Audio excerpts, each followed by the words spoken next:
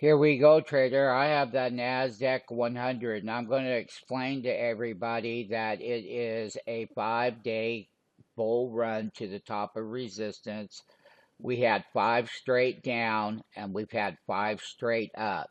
Net, out of the round trip of 5 days down plus up, we are at about zero trend, meaning, yes, we've had 5 days up, but net 5 down, 5 up equals at resistance, net, we are at breakout points. It's real easy to break out up to 20,000 on this index because that was the high over here.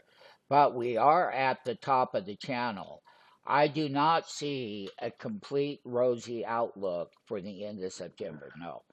And going into October can be a bloodbath, and it can.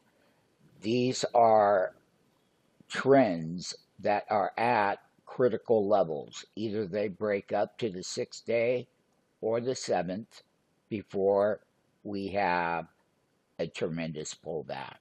We want you to be aware, though, so you don't get caught off guard. You have every reason to get in that live trading room now.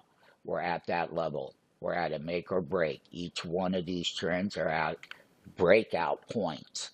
They're not breakdowns, they're at breakouts. But the problem that we have, particularly on the NASDAQ-100, is we're not overbought.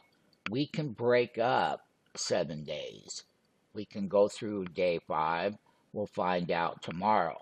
But each move higher is going to be that much more resistance before that rollover, and when they exit for the door, you'll know it.